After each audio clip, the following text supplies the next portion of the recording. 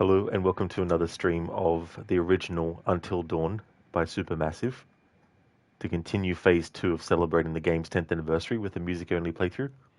Hey there, Not Fry. Welcome on in. There he is. I was like, wait, doesn't Rod usually stream around this time? Then you went live. Yeah, it's been funny with this game because I've only done a certain amount off stream ahead of time and ahead of where I'm up to in the stream. I figured, well, at least this week, it's probably best to just start my stream of Until Dawn a little bit later, so that way, if I'm getting through just the two chapters I want to, then at least I know that I've given myself enough time to make it feel like it's a worthy enough stream for that as well.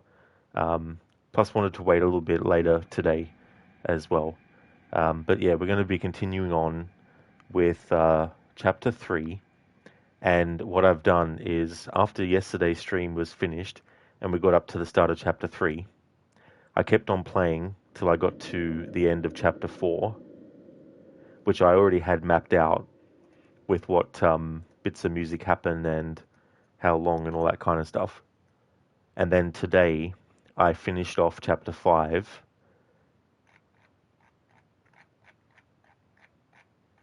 Actually, no, it wasn't chapter 5. It was chapter 4. That's right, chapter 4. I'm getting mixed up because I'm doing this game off stream and on stream as well. So anyway, we got up to the start of chapter 3 yesterday, but I had already done chapter 3 off stream and mapped out the music. So what I did today was I finished chapter 4 off stream and made note of the music changes, and then I had to restart the game from the start and then play it up until the start of chapter 3, which is where we're starting today. So it's been a bit of deja vu and a bit of Groundhog Day with this game for me. Hey there, Dr. Darling, welcome. Rod starting the stream when it's noon here, unacceptable. I know, right? I shouldn't have a life outside of streaming. Not Friday, yeah, you figured. With your AC streams, you usually start streaming around 10 to 11 p.m. your time. Oh yeah, I definitely will be starting Valhalla tomorrow, way before this point in time. That's for sure. Plus a different kind of game too, as well. With this one, I have to be very, very like meticulous, and it can get confusing sometimes because the music can have even subtle changes that you don't notice straight away, and then you start to think to yourself, hang on, have we heard that music before, or have we heard it before, but without this new extra element to it? Or have we actually heard that extra element before? Maybe they've changed the extra element now. Maybe it's got two extra elements, and then you start going around, and being like, yeah, trying to figure this stuff out and all that kind of stuff. Hey there, Keone, welcome. How's things going? Not right now. It's 2:14 a.m. for you. Oh yes, so very, very, very late. That's for sure. Well, thank you for popping into the stream and watching Not Fry, especially at that time. Hey there, Afro. 10 years in the joint. Well, this game didn't go to prison, I don't think. Not Fry, a little later than usual, lol. That's true, yeah, a little later than usual. Yeah. I mean, sometimes I do start streams even later than my time is now, and all that kind of stuff. No problem, bro. Got nothing going on right now, so here you are. Well, thank you, Not Fry. That's cool. So yeah, we're up to chapter 3. I've already done chapter 3 and 4 off stream, and I restarted the game again and got back up to the start of chapter 3. So stream-wise, we're going to be covering chapter 3 and 4. I doubt I would get to 5 anyway, because when I'm actually doing it on stream and listening for the music changes, sometimes too, like, it's different when you listen to it when you're not actually streaming it versus when you are, because when you're not streaming it, you're not worrying necessarily too much about how long you're waiting for the music to loop. So, for example, I could be basically waiting for like 10 minutes of real time for the music to actually either stop or loop when I'm testing it off stream, you know, Whereas doing that testing off stream, oh, sorry, on stream would be a bit tedious as well. But sometimes it can't be helped either because I might not have given myself enough time off stream to listen to it. Afro starting Valhalla tomorrow with a challenge. That is true, yes. I mean, it'll be a little bit of a challenge, but it won't be a full kind of challenge. I mean, there probably will be some difficult parts, maybe. But essentially, it's I can't use weapons except for Eivor's fists and feet, and yeah, so it'll be that. I can't even use a bow in combat. It's only fist and feet in combat. But I'll be starting from scratch as well. So power level 0.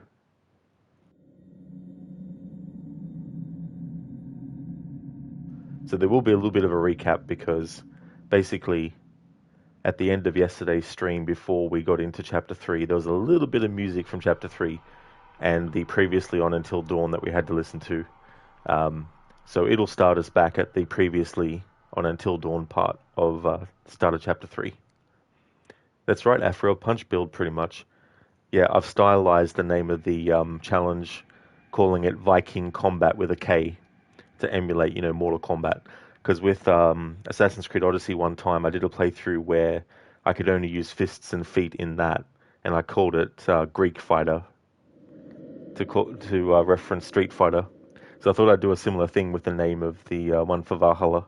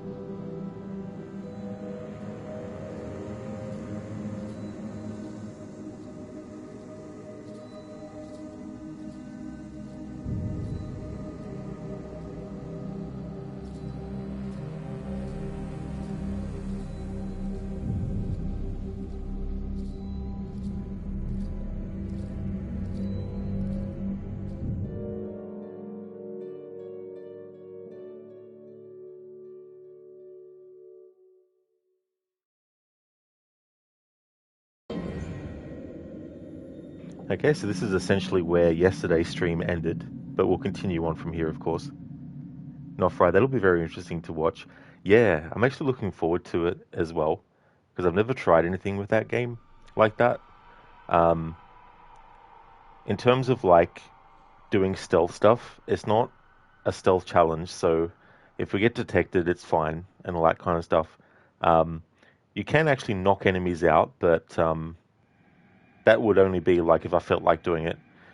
But any sort of like targets that we have to kill, especially ones where it's like you need to confirm the kill, and then Eivor will use the hidden blade on them anyway, so that's okay. But actually using the hidden blade to stealth kill is not allowed, or won't be allowed in that playthrough. So chapter 3, Isolation. The name of some of the chapters actually will change depending on your actions in a previous chapter as well. And something I decided when I was testing and doing this game off stream and making notes and all that kind of stuff, I decided that it's probably easier to go for all the characters dying, because going for all the characters dying, at the very least, I'll be able to get the music that happens at their deaths and cover it all in one sweep, because I will actually have to do another pass through of this game on stream, especially if there is differences in certain choices. Like, for example, there might be a QTE section where if you fail it, there's actual music that reflects that failure, versus if you don't actually fail, then that music doesn't actually exist. So that's why I sort of like wait for the character to mess up. And so it's okay if the QTEs mess up as well. Um, but there's also some chapters where your choices as a certain character will guarantee the fate of another in a later chapter as well. And so I've got to cover stuff like that too, as well. So that's why it's also good to do this off stream and map it out, because then I can go, right, okay, so I've got all these choices. So I can go through my notes then when I'm ready to do another pass through of the game, and I can be like, right, okay, so these are the choices I made. Let's choose the opposite and see what music changes might happen and all that kind of stuff. So yeah, we're currently in chapter 3 at the moment. Chapter 3, Isolation.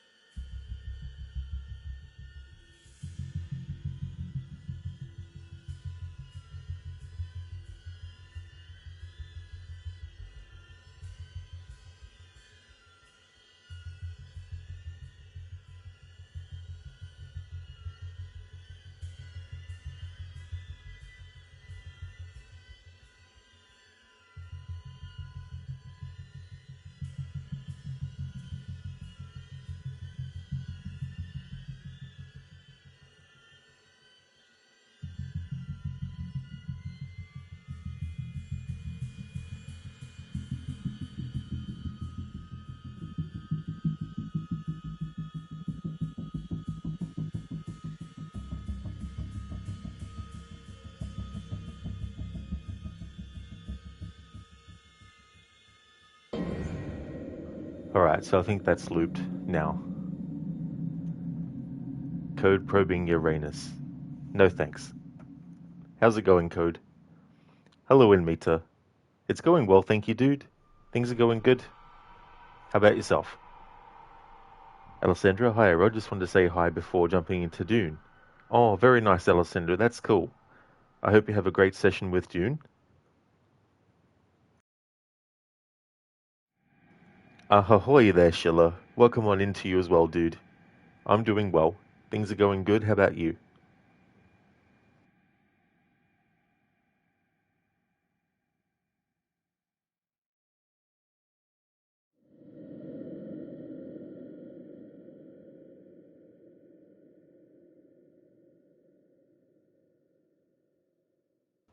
Imita, glad to hear that. You're doing well. You're working at the moment. Oh, very good, dude. That's great.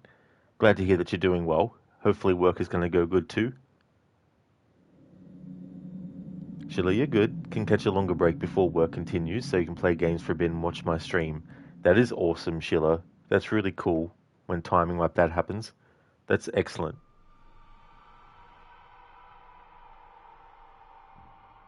I was saying earlier, I'm getting deja vu a lot because after every stream, I've been playing the game ahead of where I end the stream at for maybe like a chapter's worth, maybe two.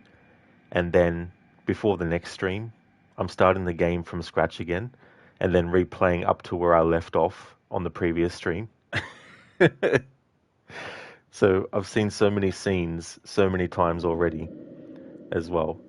Um, but yeah, it's going to be a pretty massive project because um, I need to cover all the characters dying. And of course, there's also different points at which the characters can die. So I don't know if the music is different for every single instance of a character's death, or if the music is unique to what death the character actually gets. So I'm going to have to be replaying this game a lot.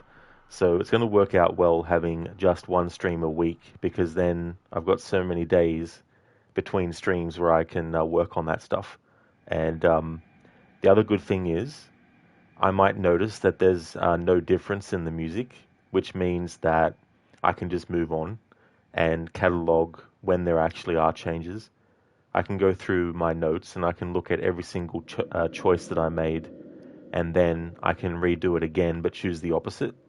And because I'll have the VODs to look at, I can then go back and forth listening to the VOD, listening to the music that happens with one choice. And then when I make the opposite choice, I can then listen out to hear if it's actually the same or different and make note of that as well. So it'll probably be quite a few streams of this, I imagine, to get it done. So we're only up to part three, but doing a stream yesterday definitely has helped.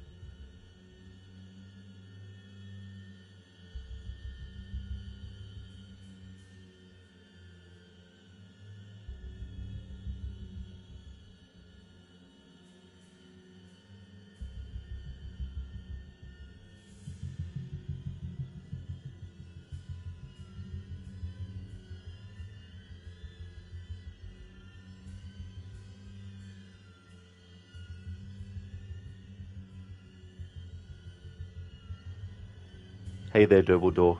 Welcome. How's things?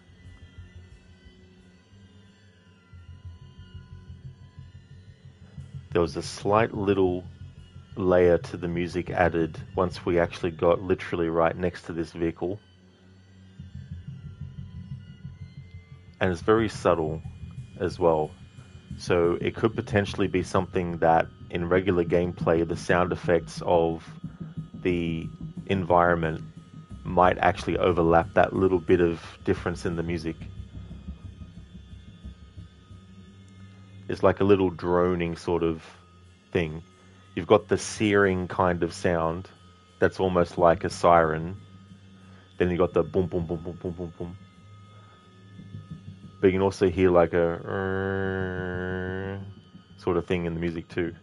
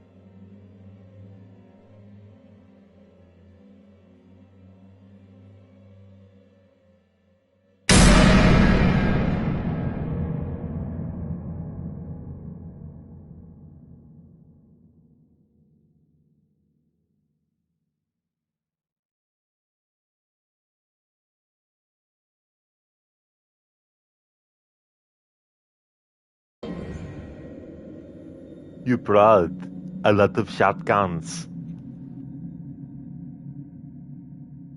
You brought a lot of Russians. Thanks for redeeming that, Dr. Darling. What's that actually from? I thought I'd catch it there because there's no music. But there'll be some music when we get given a dialogue choice. So you had an example there of music that when there's something coming up, that you'll have a certain piece of music that will play when you're furthest away, and the closer you get, it might get louder, or they might add different instruments on top to then be like, boom, with the jump scare. Oh, so it's a movie called Nobody with Bob Odenkirk.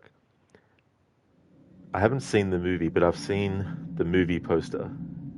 He was in Breaking Bad and Better Call Saul. Definitely have heard a lot of those shows. Never actually watched them myself, though.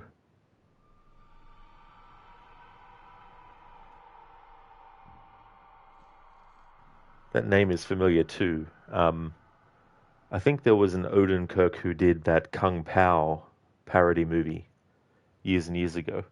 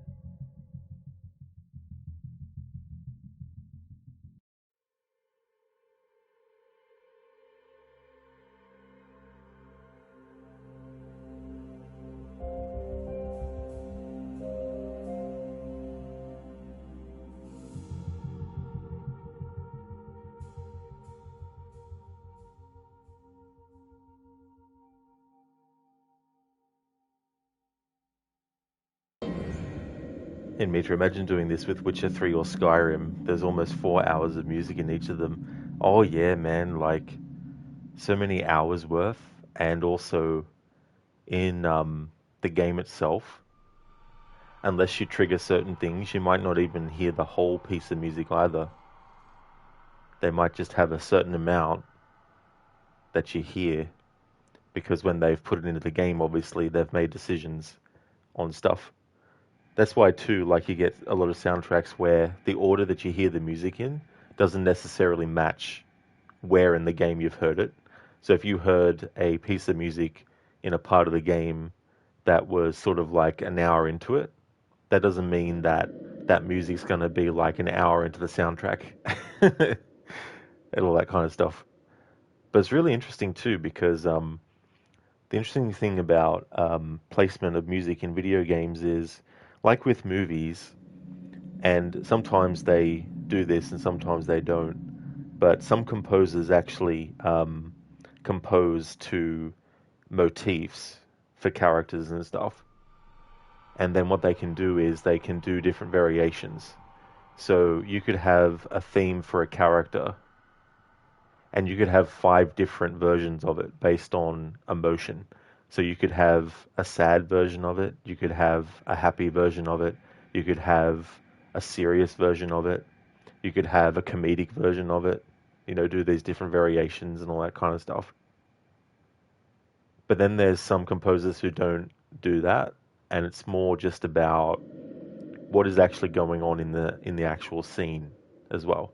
Like I can't remember the exact quote, but film composer Jerry Goldsmith once said that if you're scoring the music for a scene and you're scoring a scene where there's like a character on horseback and they're really riding intensely on the horse, when you actually compose music for it, you're not composing music for the galloping of the horse. You're composing the music for the fear of the rider who is almost falling off, you know.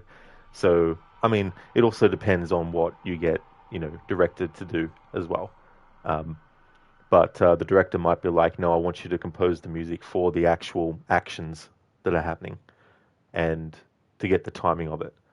And it's always really cool what they can do too, because like if there's a sense of urgency in music, they might also put a ticking sound or something similar to it.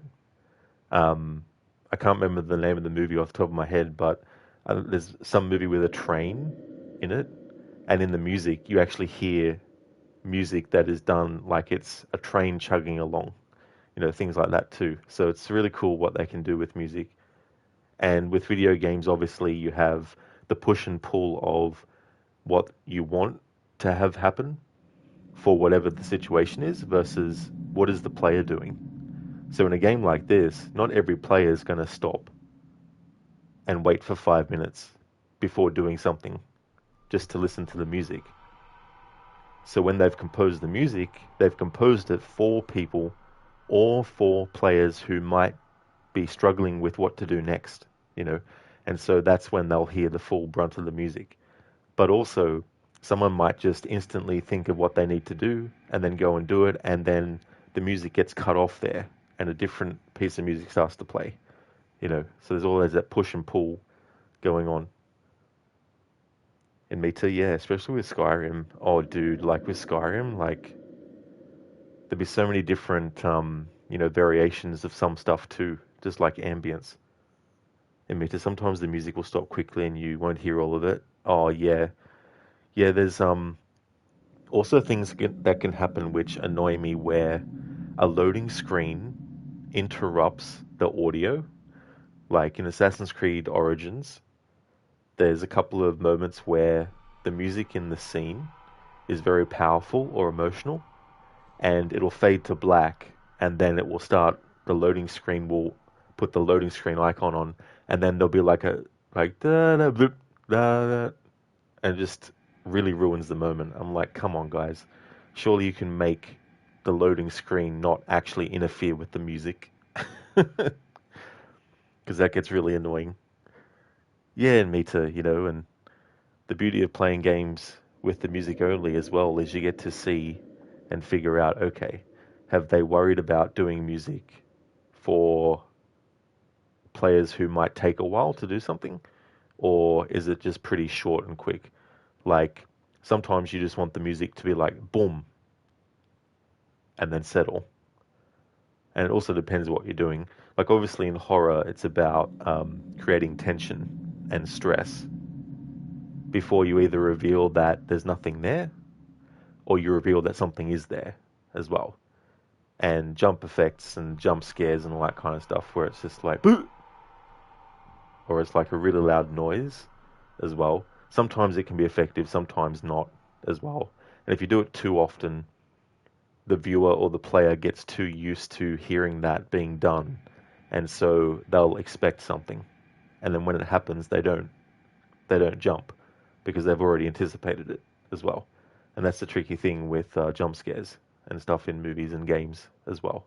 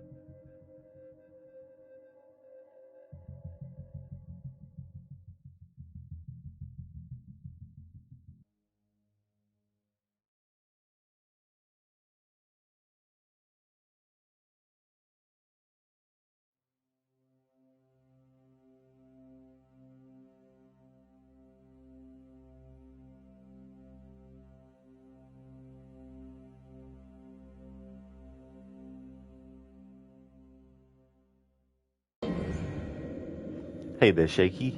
How's things?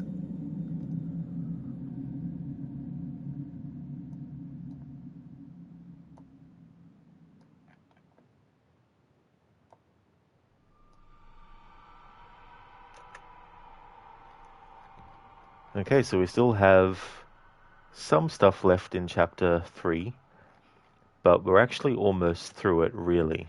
But that could be another 30 minutes on top of now, because who knows how long certain music will actually loop, or how long it will take before it stops. Because I've got some notes on some music that just stops, but I haven't put down, like, stops after 5 seconds or something. I haven't been timing stuff like that. But we've got the choice here to either, you know, with the mask that we find, using it to scare Jess or not. And if you scare Jess, she falls into the water. And later, because I'm choosing not to do QTEs for a lot of points at this stage, there'll be a point where Mike actually falls into the snow and water as well. But yeah, we've got the mask choice, choose scare, music plays. After scene, music plays, loops. The deer returns, music plays, loops. Keep walking, music adds a new layer, then loops. Keep walking more, music adds a new layer. Keep walking again, music adds new layer. Keep walking yet, music adds new layer. Dying deer, music plays. Do nothing, music plays. Mess up the QTE, music continues. Do nothing, music continues. Open the gate, do nothing, music plays. Jess falls, do nothing, music plays. Cutscene happens, music plays. Curtain gets pulled and Mike falls, music plays. Cutscene ensues, music plays, eventually stops. Picking up the rifle, show it, music plays. Choice, reassure, music plays in loops. Choice, reassure, music plays. Blanket, music plays, song overlaps. Cutscene, music plays, don't move Mike. So there's moments where moving the character will change the music from one state to a different state. So I need to make sure that I don't move characters before the current music that's playing before they move again actually happens. Jess grab, music plays. Back to Chris and Ash, music plays and then loops. When they get into the larger room, music plays and stops. Then there's a cutscene, music plays and loops. Press the button, music plays. Looks at the picture, music plays. Choice, protective, music plays. Return to room, music plays. Cutscene, music plays. Don't do anything, music plays and loops. Pushes through, music plays. Cutscene, music plays. Dr. Hill music plays different, but then piano music returns. And then list of choices. And then that's the end of chapter 3. So I'll just scroll back up in my notes and go to what I've highlighted, which is after interacting with the mask and everything here. So that's just an example of the notes that I'm taking for myself and the shorthand that I'm using so that I can just go, okay, music stops, music loops, don't move character, fail QTE, all that kind of stuff.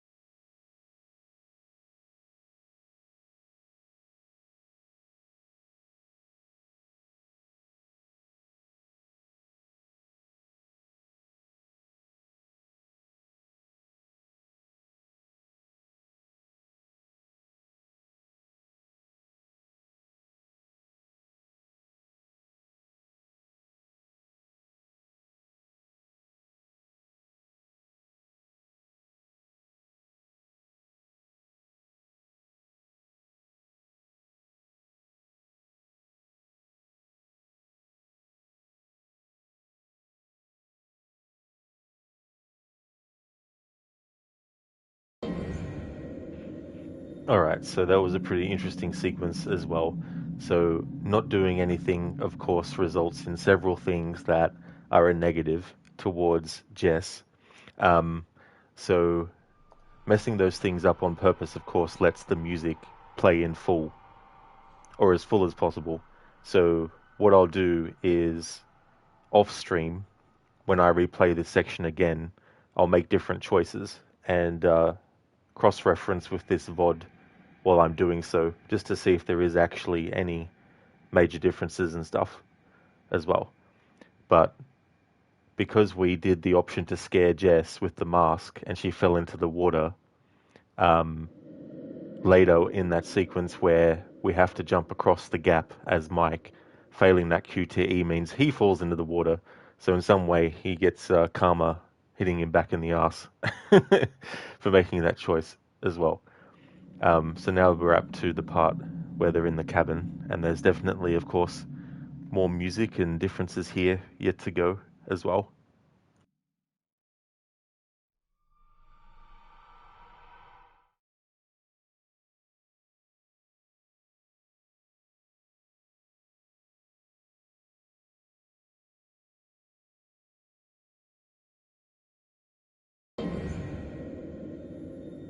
Dr. Darling, you don't know if you'll buy a Supermassive game again. The Quarry was such a bad experience, was it?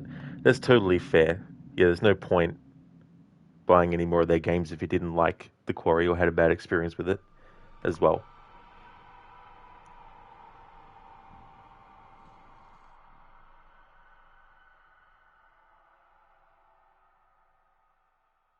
Speaking of The Quarry as well, in October I've got a playthrough planned, and it's going to be similarly themed like my last October playthrough where I did a 1980s Final Girl playthrough where I had the graphics set to the filter to make it look like a VHS movie. I had the characters all wearing their 80s outfits, and I made sure that the only character that survived was Caitlin to fulfill the trope of the final girl in a horror movie who is the final female character that survives and is the only survivor. So I did that playthrough. Um, but I'm going to do this time around a 1950s style playthrough. So I'm going to have them with the 1950s outfits and in black and white. But there's also another extra element to that playthrough which I'm not going to reveal even when I'm actually playing the game because it's reliant on something happening at a certain particular point to create a thematic similarity between something that I'm not going to say. So whereas I was upfront with what I was doing with the previous playthrough with the Quarry, this upcoming one in October, I'm going to be not forthcoming with all the details of it, even when I'm actually streaming it.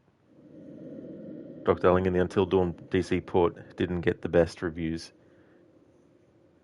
So wait, you mean the original ported to PC, or do you mean the remake that came out?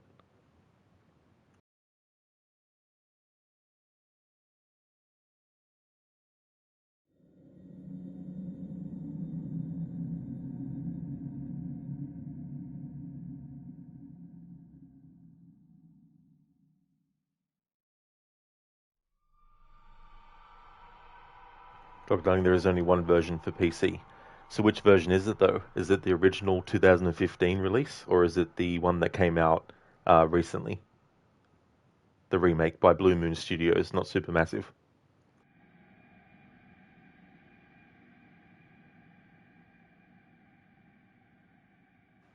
James, hey there, dude.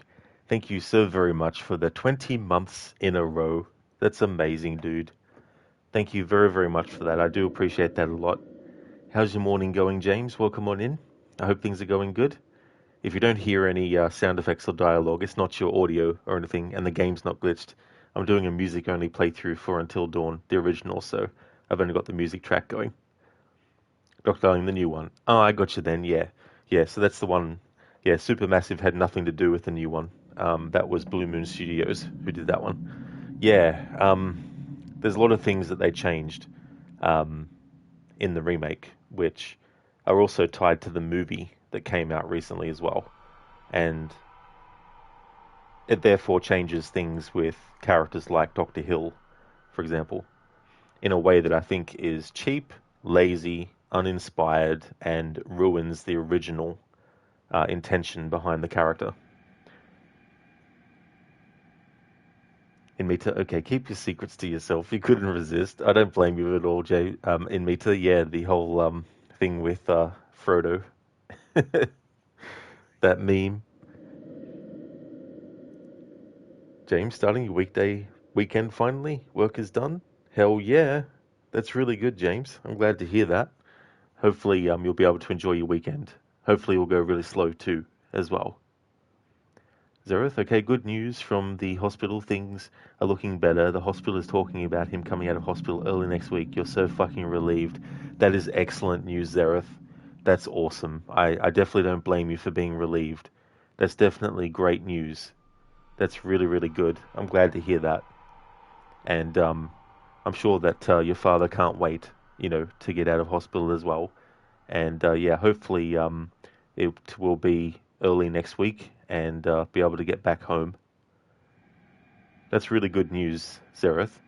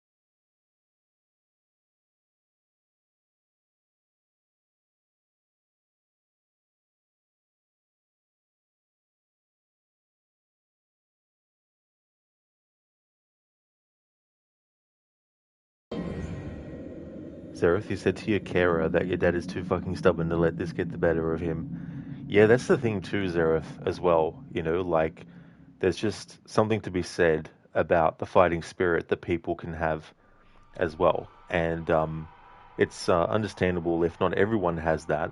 Um, but for those who do, it can definitely help with healing because it gives them and their whole sort of like way of looking at things a good way to help get them through it as well, and all that kind of stuff. So that's really good too as well.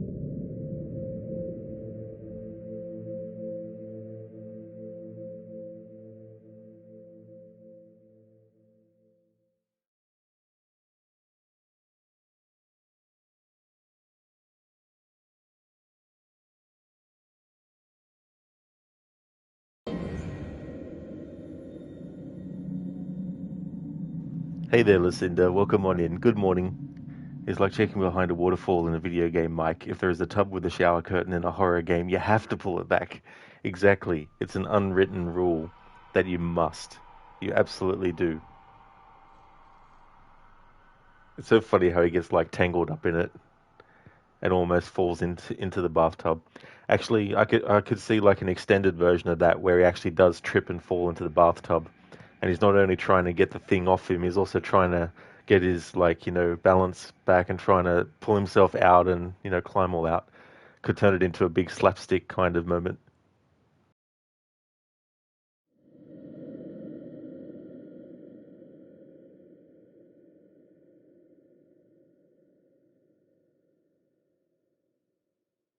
That would be funny, Mike, wouldn't it?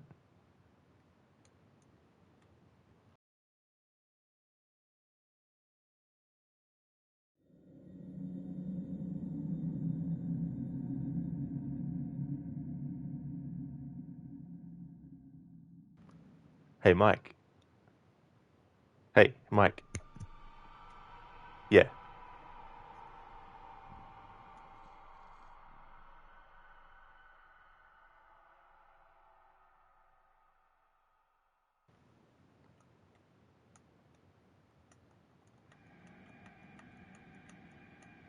it's funny. Sometimes you can move the eyes without moving the head as well. Just depends.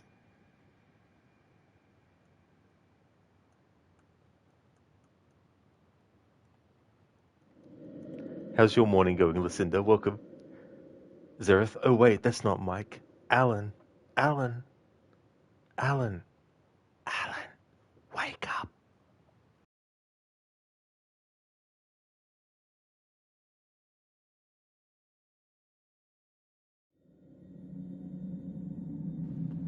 I'll definitely be giving Alan Wake the music only treatment as well. Listen, the morning is going well. Thank God it's Friday. Hell yeah, as Mike would say. That's really good, Lucinda. Hopefully, Friday will go quick and then slow down when work is finished. Lucinda, hell yeah, apt. Indeed. That quote from Mike.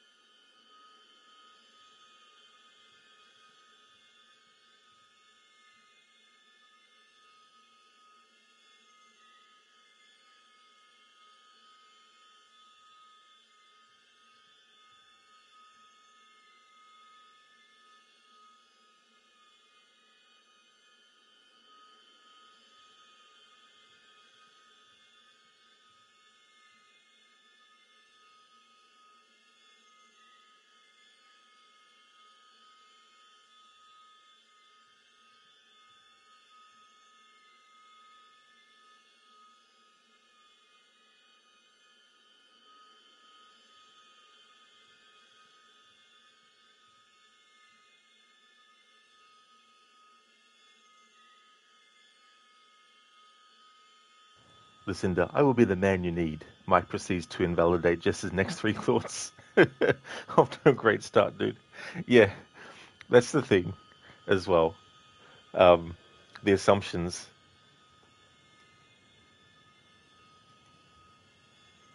Hey, Bearsuit, how's things?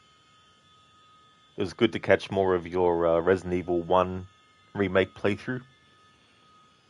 It's really cool to see it on the GameCube as well, because I never actually saw the original GameCube release version.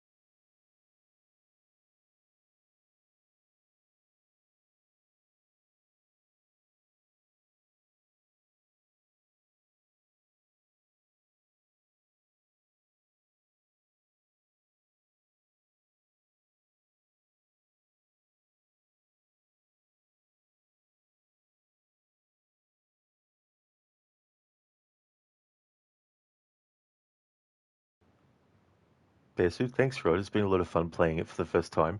You're going well here. Very nice, dude. That's awesome. Glad that you're having fun with it as well. Especially too, where it's a game where it's very easy to get lost, and also when you get to a certain point, you might have been going to so many different areas of the mansion that when the game is like, right, now you must go to this spot, and you're like, oh, hang on, where was that spot again? I remember the first time I played that, having played the original, I was spending a lot of time trying to work out where the things were the same, but also where they were different. Zereth, quite insecure. Yes, we would feel that way listening to you too.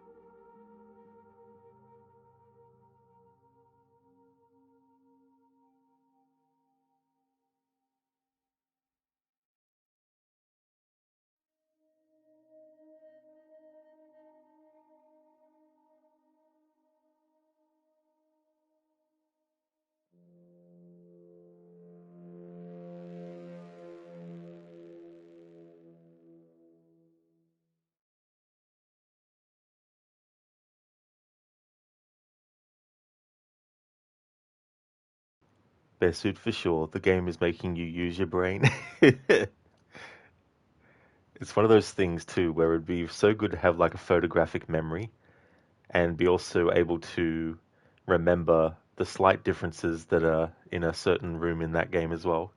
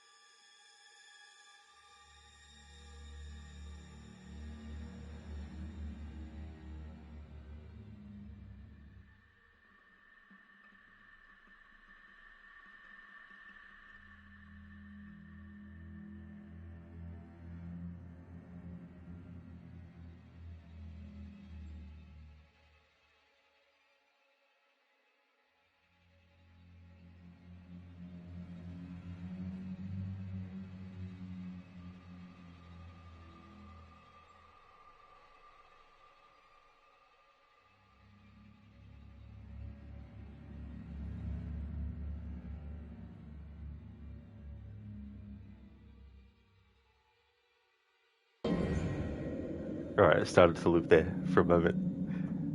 It's always important to get your neck muscles, stretched and everything.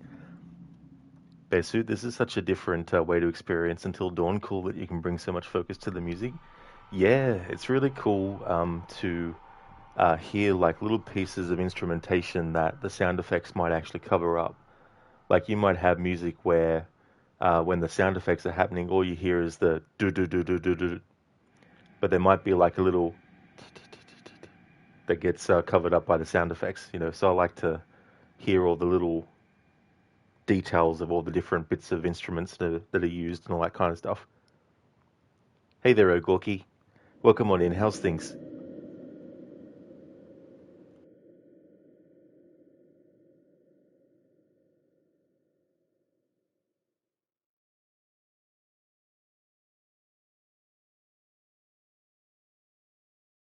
Oh, excellent, Ogorki. That's great. Glad to hear that you're going good.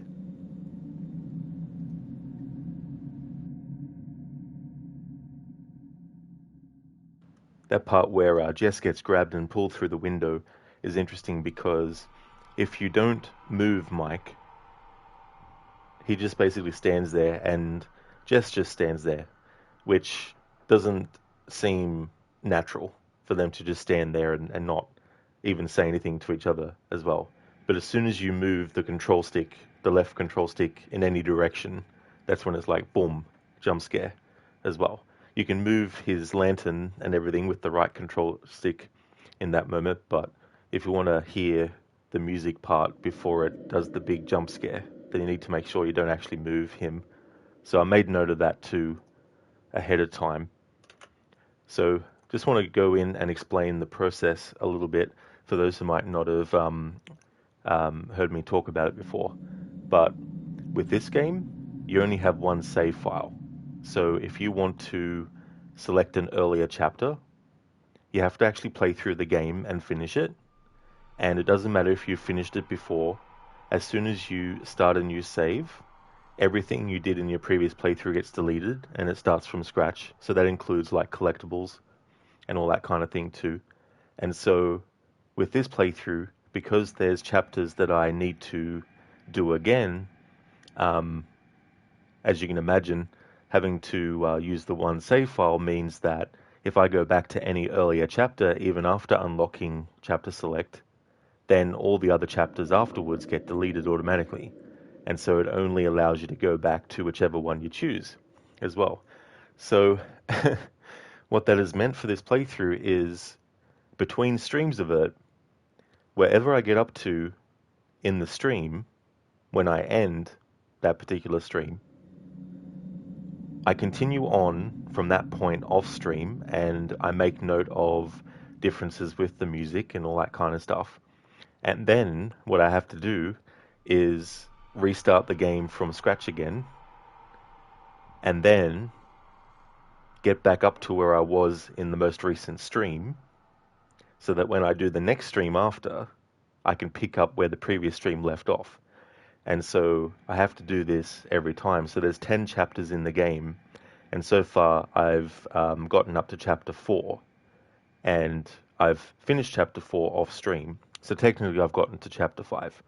But I need to continue on. So after this stream is finished, in which I intend to do chapter 3 and 4, and we're currently still in chapter 3. Once I've done that on stream, then off stream I'll do chapter 5 and then 6 and mark out the changes in the music and probably keep on going, perhaps all the way through so that next Friday, when I actually get back to this game again, I will have gone through and finished the game off stream, but then restarted the game from scratch and then play through until the most recent stream point. So once I do the 10 chapters off stream, I'll have to go back and redo chapters, 1 through 2. And if I finish in this stream chapters 3 and 4, then that means I would have to redo chapters 1 through 4 again off stream. And then next stream jump in with chapter 5. But it's not just that too, because obviously if your characters die, there's music for those deaths. But I don't know yet if the music is the same no matter where the character dies for that particular character, or if the character has two different versions of what music is playing, because obviously the part where they die, the music that plays before the death, if you've done the things that ensure that character is going to die, then obviously the music that plays there for their death might be different because the music before it isn't the same as music later in the game, maybe where they could also die later. So yeah, I have to replay this game quite a lot. And I'm keeping track of all the choices that I make as well. So I'll make the opposite choices and I'll watch my VODs back and listen for the music in one choice. And then in gameplay off stream, make the opposite choice and listen to see if the music is the same or not. So when I actually finish the game on stream, going from, um, going through to the end on chapter 10, then I'm going to have to off stream make all those more notes and go through. So I won't really know to what extent I need to do a second pass through until we get through the first pass through. But I'm making notes as I go and keeping track of things. Like I'll do shorthand for example, look at picture. I don't have to describe what the picture is because before that point there's no pictures. So it's just like look at picture, music plays, and then I make a note, does it loop or does it stop completely? And when I move the character a few steps, does the music have something else added to it? And so on and so forth. So there was a part earlier in the stream where Mike walks towards this deer, and the closer he gets to it, the more layers of music are added on top. So I moved Mike, stopped, listened for the loop, and then moved him again. When a new instrument gets added, stop, then listen to that loop.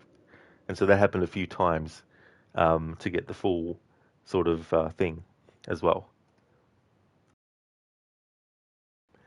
Bearsuit developers, why you do this to Rod? Yeah, it's like, come on, seriously? Dumbledore, why? In order to celebrate the game's 10th anniversary, willing to go through all this. Bearsuit, would it be easier to create a new local account in your PlayStation and play it that way? Or maybe that doesn't make it any easier. You can't remember if PlayStation console lets you do game sharing between accounts.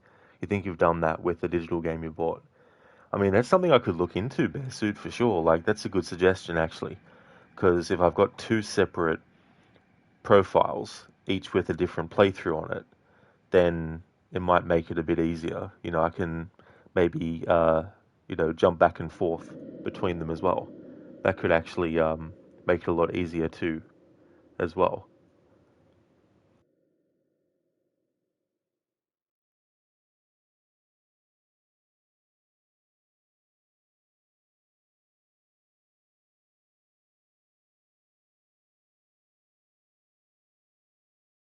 Because the thing is, for some QTEs, there might not even be a difference between failing one and succeeding.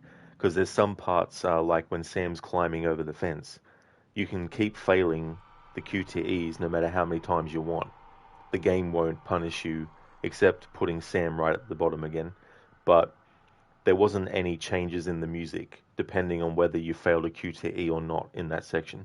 But there is a section with Mike where he's climbing up out of a mine shaft that does actually have differences in the music if you fail and all that kind of stuff. So they're a bit trickier to kind of cover because you've got to cover all the different variations, and there could be 10 different steps from the low part where he starts up until where he gets to as well. So when I was testing that off stream, I just failed the QTEs multiple times just to see if there was a change as well. Because here's the other tricky thing. When the music plays, if you were just to let the music play on its own, maybe eventually it would reach those extra additional layers of music added on top. So it may not be the failing of the QTE that triggers it. It might just naturally be where it actually puts that music in. So that's another tricky thing about this kind of playthrough. But I'd say that for the music only, because I've done this with 10 plus games now, I've lost track of how many games I've done it with. Um, but this feels like it's probably been the most intricate one to do because it's not your traditional kind of game where it's a bit easier to keep track of stuff because the actual movement of the character and all that kind of stuff is very different to a game like this, and you don't have like QTEs, for example. So it's more about states of what the character's doing. So if your character is in a stealth position, for example, there might be music that plays in stealth mode, and so it's very easy to keep the character in one spot, in a hiding spot, and let the music play. But it's another thing when you're actually doing combat, and there's no combat in this game. So it's not like you have an enemy come at you and then you do like button presses to fight it or press the control stick to move in the left direction to dodge it and stuff like that. So there's nothing like that in this, but it's more complex because there's so many bits of music that are added just for taking a few steps, which, it might be a tiny change, but it's a change and addition nonetheless that I want to cover as well. But games where you have like combat is a very tricky thing because not only am I trying to listen for when the music might actually loop and all that kind of stuff, I'm also having to make sure that the character doesn't die because dying creates an interruption in the music, So there's games where it's a bit of a challenge to actually cover the music while making sure the character doesn't get hurt. And sometimes it's about making sure the character doesn't do damage to the enemy as well, because that could actually change the music too. So there'll be some games where I'm just running around in circles, waiting for the music to loop before even attacking an enemy.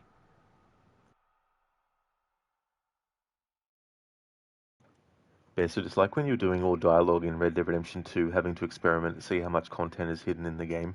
Oh, exactly, best suit. And the reason I abandoned that project was because it was going to take a long time, but at the same time, I didn't know the extent to which the differences would happen. So obviously, there's a 7 day cycle, but the question in that game is, when do conversations start to loop? So if you stay in the camp and you don't go anywhere and you let the time pass, how long is it going to take before the dialogue starts to play again and situations? But there might be some that never happen more than once as well. So there was that too. And so it was very, very tricky with that. And that was sort of like the reason I did a playthrough where it was more like, how about we just focus on the antagonizing and all that kind of stuff. There, so yeah, that game is so complex with so many things going on. Exactly, dude, for sure, you know. And there's differences where the characters are. Like the characters don't always stay in the one spot, of course. And there were some characters that would disappear, and it wasn't because they were positioned somewhere at a mission start. It was basically because they just weren't there at the time. Like Lenny, for example, there were moments where Lenny wasn't in the camp anywhere at all, but there were no missions with him in a different part of the game world. So it wasn't that he was put somewhere else waiting for the player to reach him at the mission checkpoint or the start. It was just simply he wasn't there. And there was different configurations with the characters too, as well. And so like you'd have a configuration where Dutch went for you straight away, and especially at the start when you're in the second camp, where he zeroes in on you and like you can't get away from him because if you keep trying to avoid him, he'll eventually reach you. But sometimes, if you reloaded your save, he wouldn't be. He'd be off somewhere else, and so you can get away with it. But what really is annoying in that game sometimes is you'll come into camp and you'll be like, oh, this is a very interesting conversation. Let's go over and let's actually listen to it. But of course, as soon as you do, Reverend Swanson is like, I need to talk to you, Arthur. And what happens? Even if you refuse the conversation with him, the subtitles of the conversation that you were wanting to listen to disappear completely and get overridden by the interrupting dialogue by Swanson. And then you don't get to hear because the audio of his dialogue gets put priority over the dialogue that you wanted to listen to as well. So that would have also made it really tricky to actually get some of the dialogue without being interrupted by another character. But it always seemed to be Swanson. Like, without fail, it was just Swanson. He always comes up to you and, interrupts you and all that kind of stuff.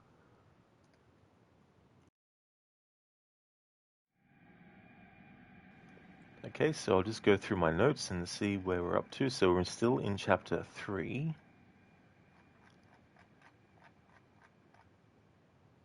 And so we're back with Ash and Chris.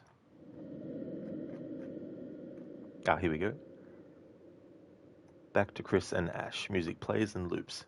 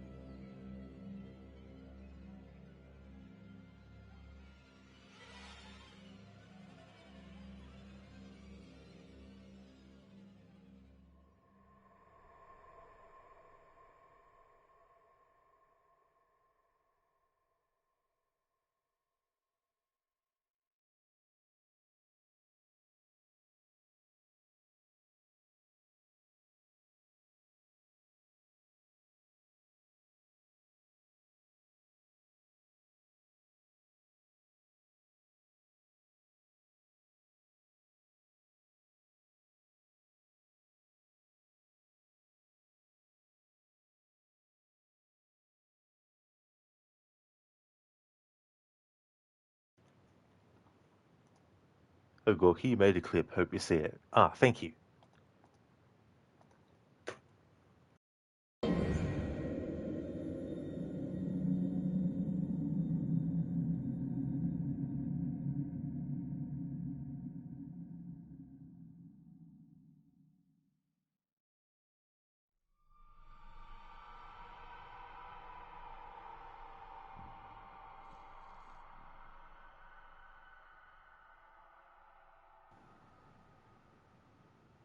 Thanks for clipping that, Mo Gorky. Thank you.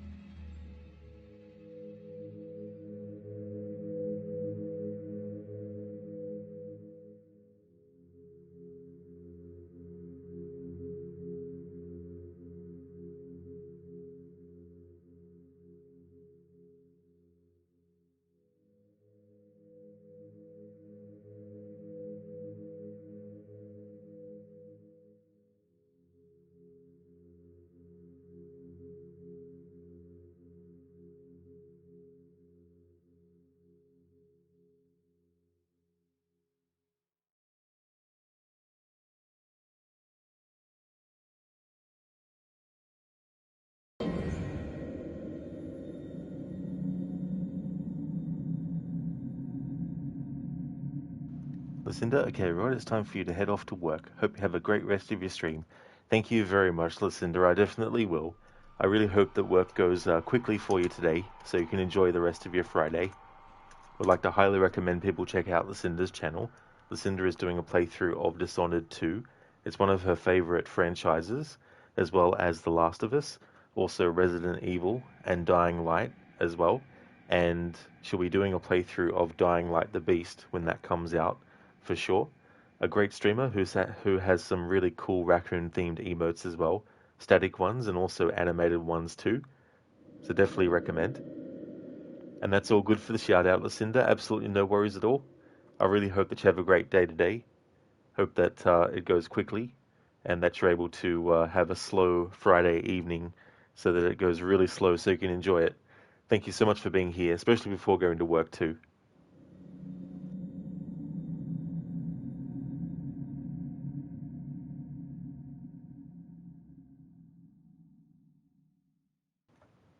Remember, Chris, it's important to do your neck exercises so you don't get a stiff neck.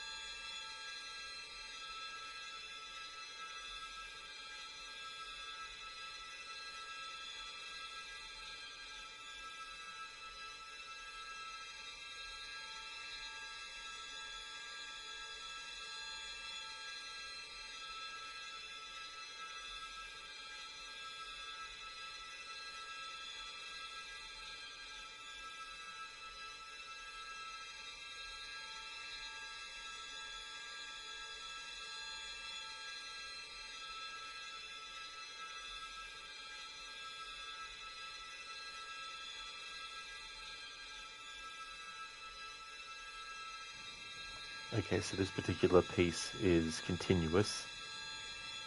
Indeed, Dumbledore, very intense. Yeah, for this pass through, because I will have to do multiple passes of this music only run, but for this particular pass through, all the characters are going to die.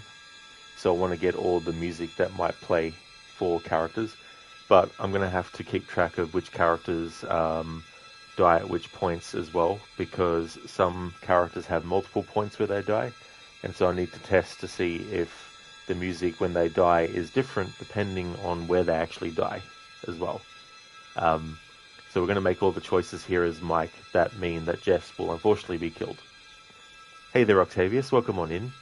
Not away from keyboard, no. I'm basically listening to the music in this game and listening out for any changes based on whether or not we've taken a few steps towards something, whether we've interacted with something or not.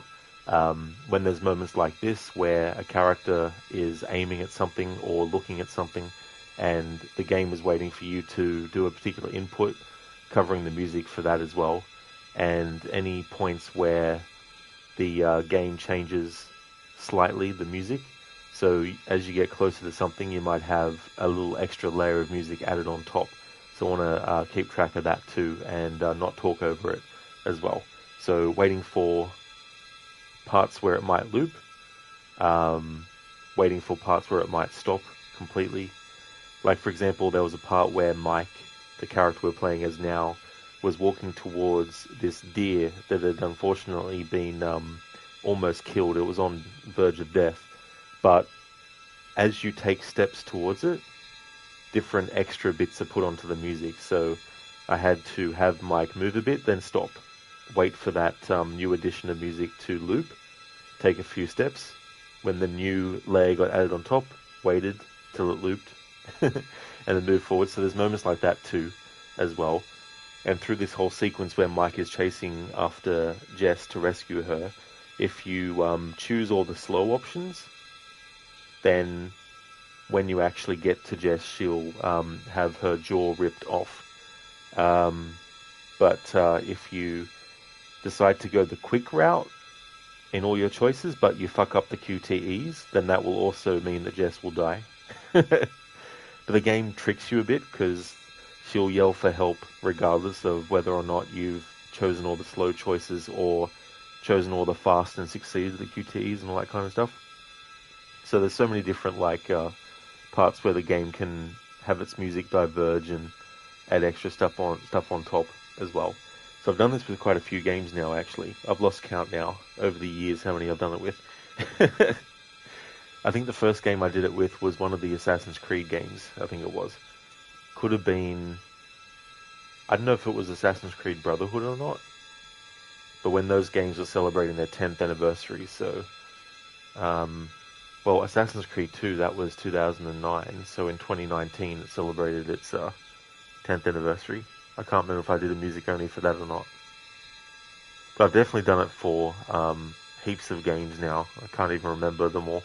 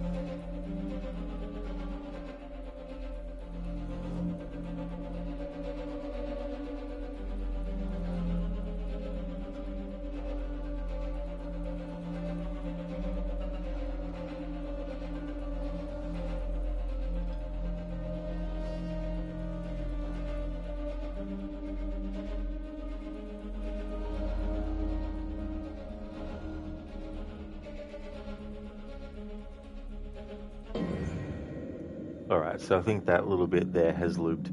It'll give me an opportunity to catch up on chat. Hey there, Mr. Epic. Welcome on in. Thanks for joining. This guy has seen some shit, and it's not over for him yet either, Mr. Epic, that's for sure. A lot more shit for Mike here to have to actually endure. How's things going, Mr. Epic? Hey, DDB Nice. Welcome on in. How's things going? Hey, Not Fry. How's the game going so far, Rod? Or should you say, how's the listening going? It's going good. We're in chapter 4 at the moment, and this will be the last chapter I do in this stream, but I don't know how long it'll take because it could take another hour, could take two as well. But that's okay though. But making really good progress. Unfortunately, one of the characters has now died, but it's all part of the plan because I want to get the music that happens when all the characters die as well, which is tricky because there's not only just one place where each character can die. Different characters can have several different ways of dying as well at different points in the game story. So I don't know if the music when they die is the same in all the instances that they die, or maybe each individual death has its own music as well. I'm assuming that it'll have its own unique music because it'll probably be dependent on whatever other music is playing before they die as well. Exactly, DDB. Yeah, Jessica will be okay. Just taking a nap, just asleep. It's alright. Miss Epic's just a flesh wound. Rub some sand on it. Exactly. If your legs get broken, just stand up on them, shake them a little bit, and then you'll be fine. It's all good. DDB, nice. Take us on the musical journey, Rod Conductor. It's definitely a journey, that's for sure. It could potentially take me 10 stream sessions, I think, to get through all of it. So, I may even, with October coming up, it'll also be a good opportunity to maybe do more streams in a row of this game instead of separating them by just one stream every week as well. But yeah, definitely a lot left to cover. DDB, nice, let him cook. Definitely a lot of cooking in this game, except not necessarily in the food way or in the good way. Mr. Epic, safe is for cowards. That's it. Exactly. It's funny though in this part here because there's no way for Mike to die. Like you could mess up the final QTE in this climbing sequence, he'll just fall back to the bottom and start again. Great to hear that you're doing good, Mr. Epic. That's awesome.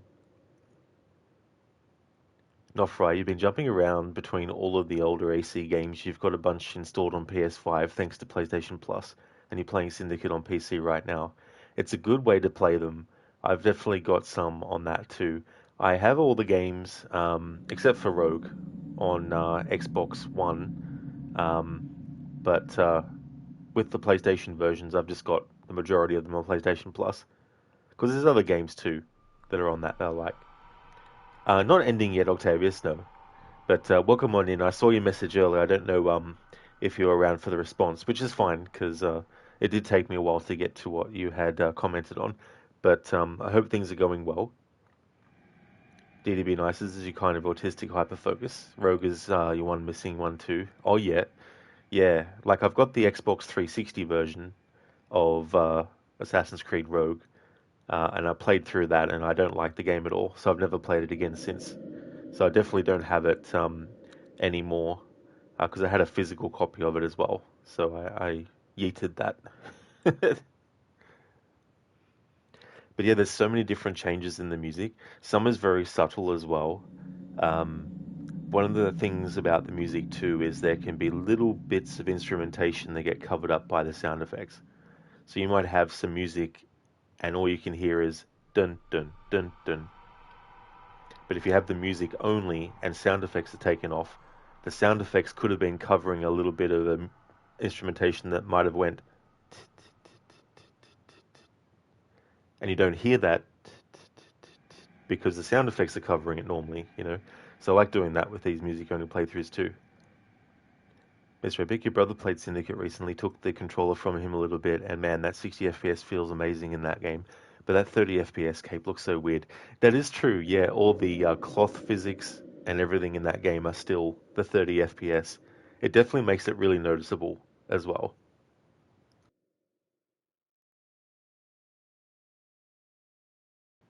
Not Fry, you tried a little bit of Rogue, it was meh.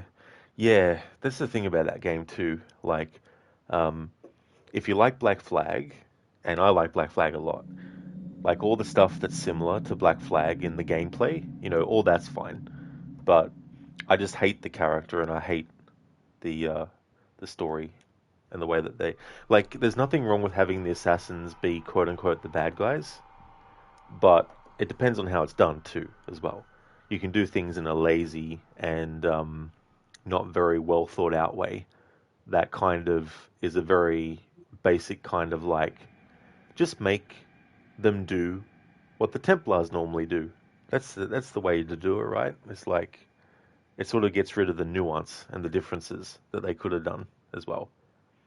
I think it would have been better if Rogue was actually about a character who started off as an assassin and halfway through the story they actually become a Templar. However, the other assassins don't know it until the end of the game. So that way, the character that you're playing as can sabotage assassin missions. So let's say, for example, you're doing a mission in the story where the main character has already become a Templar.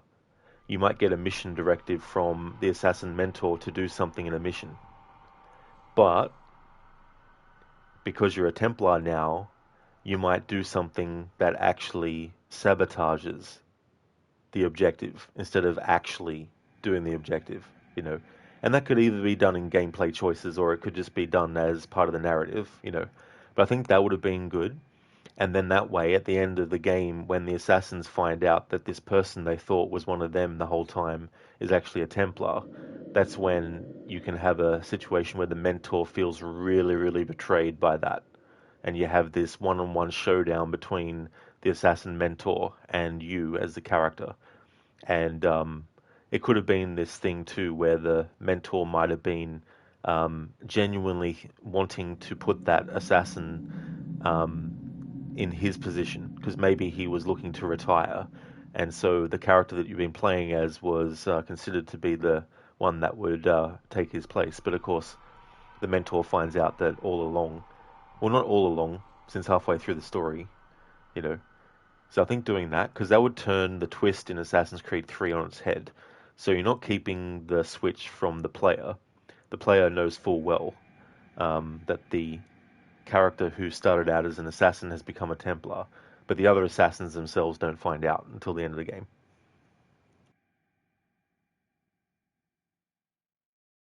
Yeah, DDB, nice. Black Flag is really, really good. I love that game. Not right, yeah, the 30 FPS cap when you're playing a PS4 version on a PS5 looks weird. Absolutely, it really, really does, for sure. Oh, very nice and metered. That's good. Work is done. Time for lunch. Hell yeah. I hope you enjoy your food, dude. Mr. Epic haters, you love Rogue, and that is fair too, as well. Yeah, Rogue definitely has a lot of supporters and a lot of defenders as well. Like, there's a lot of YouTube videos where I see people say, "Oh, Rogue was terrible," and then you get defenders coming in and being like, "No, it wasn't." Like, it's all just differences of opinion and all that kind of stuff. Nofra, you've been loving Unity, to be honest. Well, that's good that you have been as well, because that was a game that had an unfortunate launch and everything. Did it be nice? The execution was somewhat lacking. Unity is amazing. Yeah, like you can really tell that they rushed the story because when they actually came out with Rogue, they only had been working on it since the start of that year. Whereas with Unity, for example, they'd been working on it for at least 2 years before Rogue was even started work on. And so that meant that all the stuff in Unity would have been already locked in. The story would have been locked in, and the identity of Arno's killer in Unity isn't shown because they didn't intend to show who was the killer. But the people that did the story for Rogue, when they were given the project to do, they wrote it so that it was Shay. So Shay being the killer of Arno wasn't what the writers of Unity originally intended the killer to be. It was supposed to be someone faceless that Arno never finds out because it plays into the theme of Arno and his guilt, and believing that he should have been able to stop his father from dying, and should have been able to stop Elisa's father from dying, but he couldn't, and he feels that guilt. And symbolically, in the initiation, when he kills the target, he's actually killing a copy of himself. And it's also symbolically him shedding his former life and being reborn as an assassin, and all that kind of stuff. Nofry, so far out of the older games, you put the most into Unity so far. Oh, that's cool. Nofry, I definitely recommend the Dead Kings DLC as well, if you like the main game. It becomes available really, really early in comparison to when the finish of the main story is, so definitely recommend doing it after, because it takes place after the main story. Mr. Epic, AC2 is your most played, AC after that is Black Flag. That is cool too, Mr. Epic, as well. And I think in general it's really cool when there's a game that you really, really like a lot, because you can do different playthroughs, you can, appreciate different aspects of it. DDB Nice, Black Flag did it well with Hatham Kenway. Yeah, that's the thing too, like, I would have also rathered a game where we played as Hatham for the whole time, instead of what we got with Rogue. That would have been interesting, I think, because they could have built on a lot of stuff. Reversed into a red car in the supermarket car park. A very irritable dwarf jumped out, said, "I'm not happy." I replied, "Which one are you then?" Thanks for redeeming that as an Arnie impression, Dr. Darling. Which one of the 7 dwarves? Would it be Sleepy? Did it be nice when they gather and say, "May the Father of Understanding guide us, Blue, your young mind"? Oh yeah, absolutely. I feel like the twist in that game, not that everyone was blindsided by it. There would have been people that probably were like, "Hang on," because there's a lot of clues there to let you know that it's not the case. But they even covered their tracks with the icon on the mini map for each of the other characters, because they all come up as assassin logos. Mr. Epic, you just love the look and atmosphere in Firenze and Venezia. Oh yeah, absolutely. The look of stuff in that game, and the different locations. Did be nice, Requiescat in Pace. That's all good in Mita. Hope you enjoy it. Not for I accidentally started the DLC, so you had no choice but to play the first sequence of Dead Kings. Definitely been there. It's actually happened to me twice. Because the icon to fast travel into the Dead Kings on the map is so close to the cafe theater that if you don't have the map zoomed in all the way, basically it's side by side almost. And yeah, I've had that happen twice. Did it be nice? The big axe cannon thing is awesome in Dead Kings 2. It really, really is. Yeah, the guillotine gun is so fun, especially the ability to shoot the grenade thing on it. Not right. The game was like, hey, you have additional content waiting for you. Fast travel to Francia to get it. Yeah, and that's the thing. Like, I reckon they should have had, the message that comes up if you go to the actual physical location where the DLC starts. If you interact with it, it at least tells you a warning.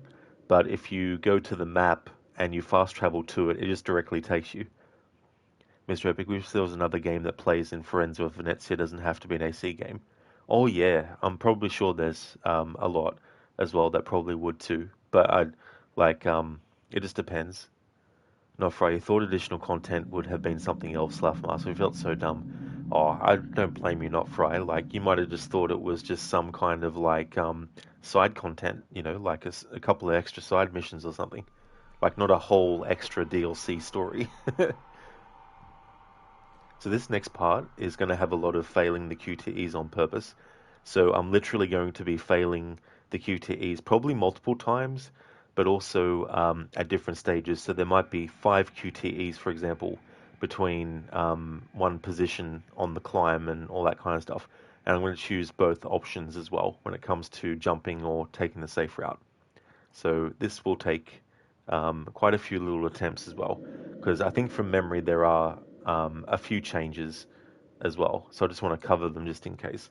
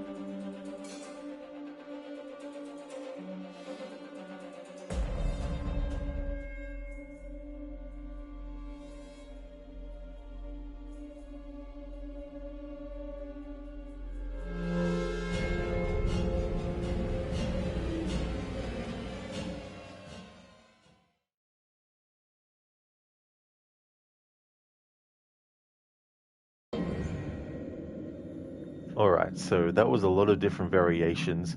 Not every single not every single fail had a unique change in the music as well. But I covered as much as I can.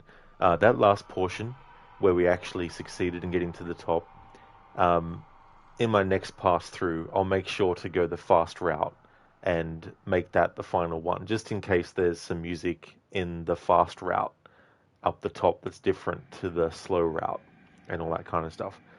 But yeah, and it also goes to show that the game doesn't kill Mike if he doesn't climb. So you can fail every single instance of the QTE until the very, second last one before he does the jump. As you saw, that very final QTE, if you fail that, he'll still actually make the jump, as in he won't fall down. He won't land on the thing. Like if you press the QTE, he'll actually land properly. Um, so did all those variations as well.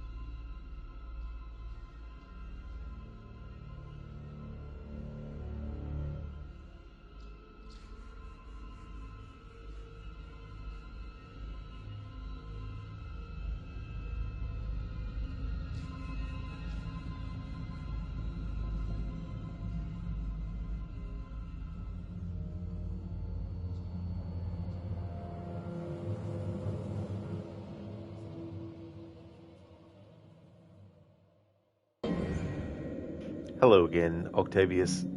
Doing well today, thanks.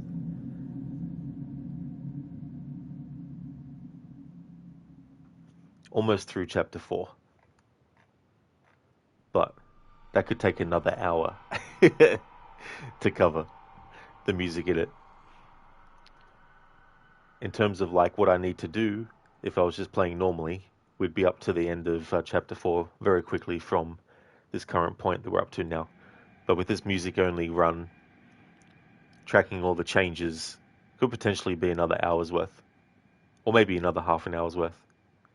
But yeah, going good, Octavius. Having a good day. How about yourself? How's yours going?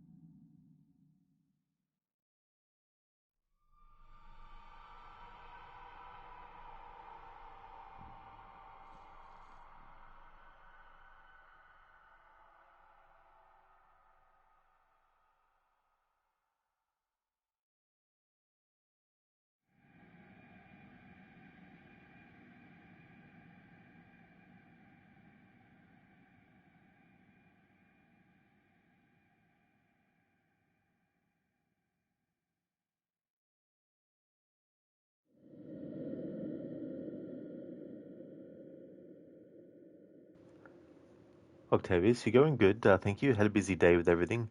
You sold the motorbike, trying to run for your mother to doctors. She's fine, but you need to check her every year. Oh, yeah. That's definitely good too, as well, to do yearly checkups as well. It's always good to do that way. You can stay on top of things as well. It's definitely really good that you're doing that too, as well, Octavius, helping out in that way. With few words, things that must be done. That's definitely thing for sure. Wanted to ask you, what is your opinion about a video game that crashed platforms because it went viral, Silksong? Oh yeah, because I've never actually played Hollow Knight at all, so I know that it's part of that. I don't know if it's like a DLC or if it's like a sequel or whatever it is, but yeah, I don't know. Like, I'm not really too like. There's some stuff where it's like that's impressive, but then there's other stuff where it's like because I have no stake or no um, real sort of like connection with something, then it doesn't really matter. Like it could be the best game that sold billions, but I might not be interested. So, while it might be impressive that it sold billions, if it's a game I'm not really that interested in, then it doesn't really matter. But yeah, I have heard of it, but I literally know nothing about it except that it's Hollow Knight Silksong.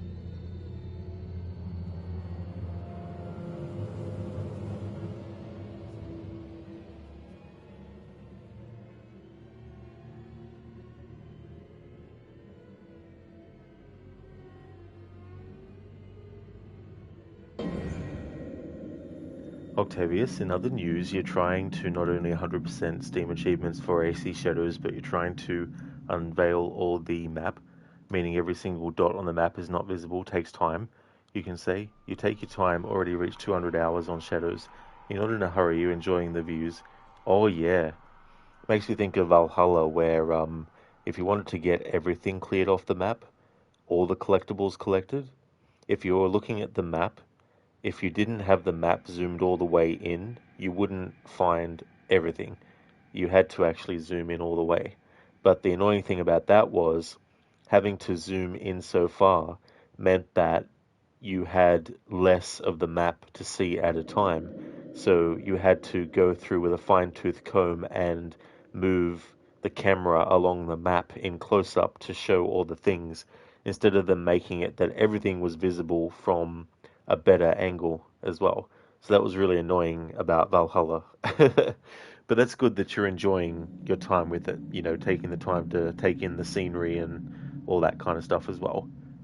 Valhalla gave you chills with the music. You really enjoyed it. Kept you company when you had difficult times with quarantines. Yeah, the soundtrack for Valhalla is really, really good.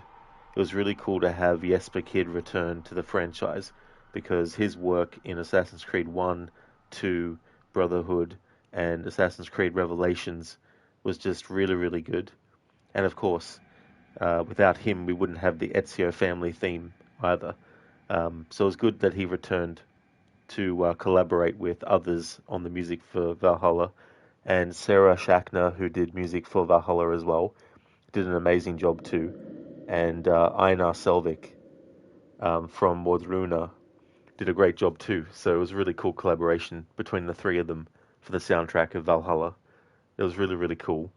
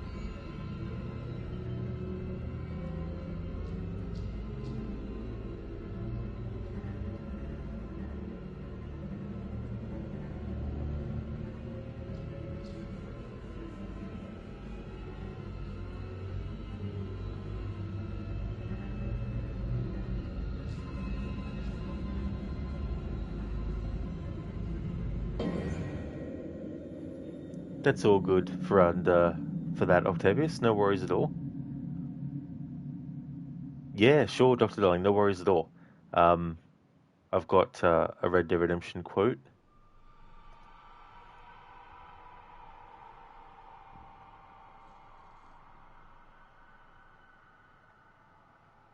Yeah, never really ends. This place has been a hotbed for revolution since before the Spanish left.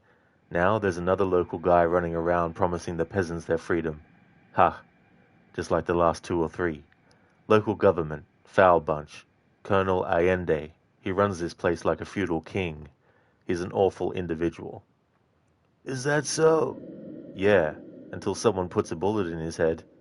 Come on, let's get back to it. You gotta keep that back straight, otherwise it makes the gun jump. See if this Schofield makes a difference. Now that's a real gun. That's from Red Dead Redemption 1. That's when John Marston's speaking with Lyndon Ricketts. Hopefully work goes well for you, Dr. Darling. Thank you for redeeming that. Thank you for leaving the lurk, and Mita, you need to take a nap. That's totally understandable. Thank you for leaving the lurk. I hope that you have a good rest. Would like to highly recommend people check out Amita's channel if you haven't before. He's doing a playthrough of Thronebreaker, The Witcher Tales. He most recently did a playthrough of The Witcher 3 for his 10th anniversary, doing a 100% playthrough without the HUD, no fast travel, and no looking at the maps unless really, really necessary. He's a great streamer, also doing games like Assassin's Creed Origins. A great streamer, so highly recommend if you haven't checked out his channel before to do so.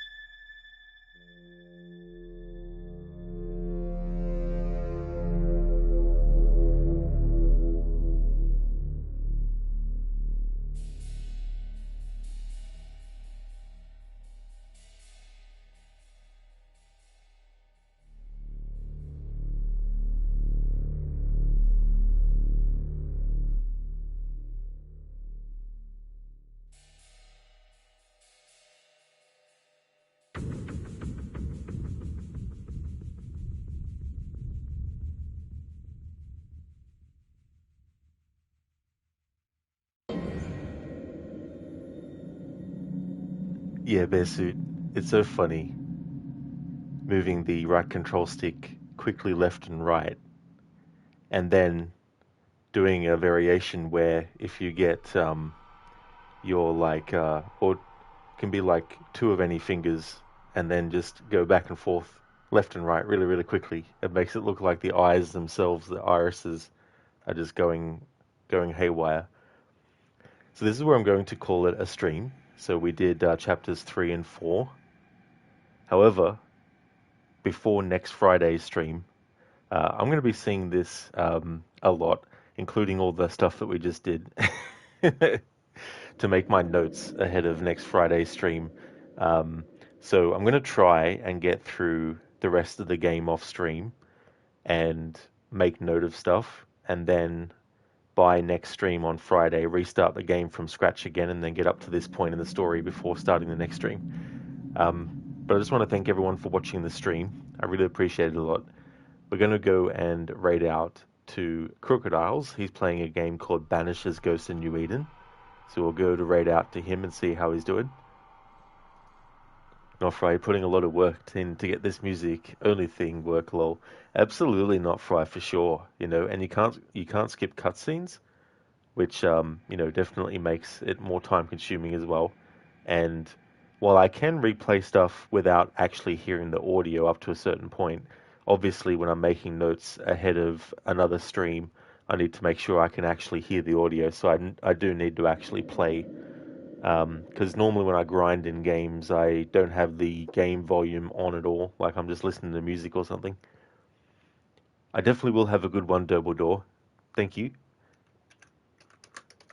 Before I end, though, I'd like to give some shout outs.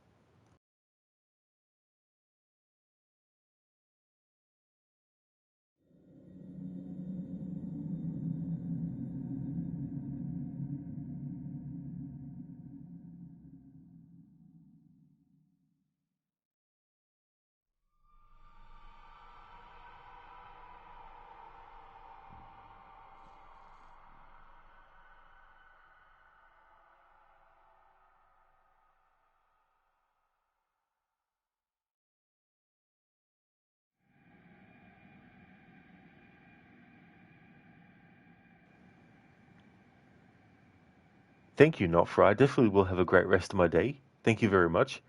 Absolutely, yep, Valhalla tomorrow. Starting my annual playthrough of that, doing my Viking combat with a K playthrough. Pretty much can't use weapons, can't use the bow, unless it's to shoot locks on doors that I need to shoot, or drawbridges and stuff like that. But in terms of like fighting enemies, can't use the bow even. That's okay, I'm in a bear suit for the stream. Absolutely no worries at all. Definitely like to recommend people check out Enmita, who's doing a playthrough of Thronebreaker, The Witcher Tales. I'm in a bear suit, who's doing his first full playthrough of Resident Evil 1 Original. He's also doing it on actual GameCube hardware as well, and streaming it. Lucinda is doing a playthrough of Dishonored 2. Shitterlock has been, well, he's going to start Assassin's Creed Odyssey to do his annual playthrough series, and Shaky has been doing Far Cry 6. So definitely recommend checking out those streams if you haven't before. Not Fry, hell yeah, I'll see you then, bro. Love the Eivor emote, by the way. Oh, thank you. Yeah, yeah. Because for my annual playthrough, usually I just pick the animus option for let it decide, because it'll have you as female Eivor for the whole story, and then when you do the Odin's memories, it'll switch you to male, because obviously Odin's a man. But for this playthrough, though, I'm going to have a channel point redeem where people can actually, change um, whether we have male or female, depending on quests and all that kind of stuff. Yeah, not right. That's how they sort of worked it for the canon choices as well. But if you want to do like the whole game as one or the other, you can. But if you want it to be quote unquote canon, then you just pick let the animus decide, and then it'll automatically switch you to male Eivor for the Odin memory stuff. Hey there, Spectrum. It's going well, thank you. Just ending the stream, actually. We're just about to raid out. But things are going good. Having a good Friday. How about yourself? How's things going?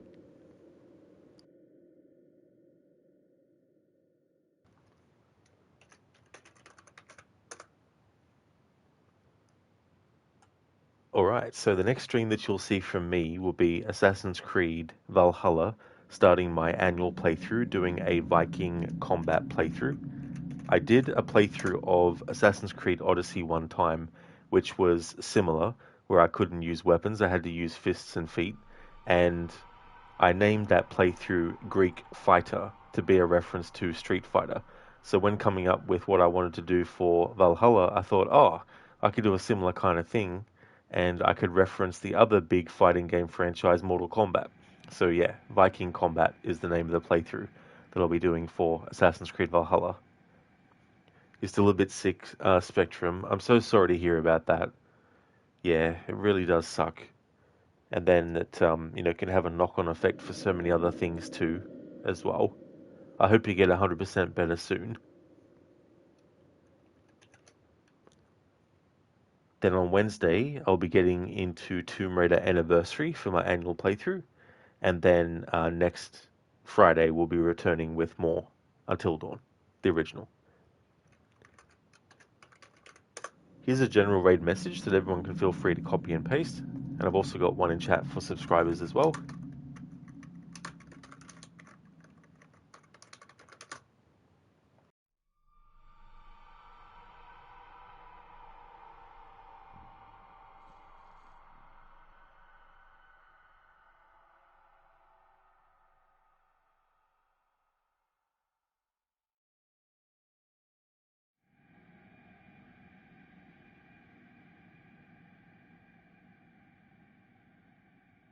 Absolutely not Fry. Definitely will.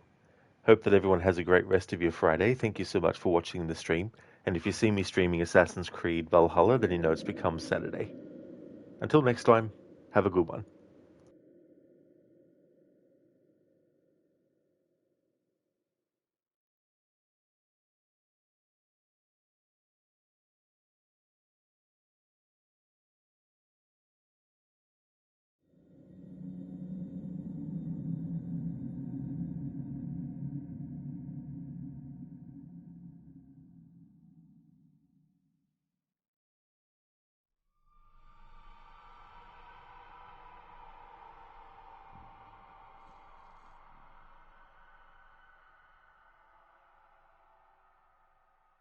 Thank you, Spectrum. I definitely will have a good evening for sure. And it just ticked over to Saturday here for me. Well, in another minute. It's midnight now.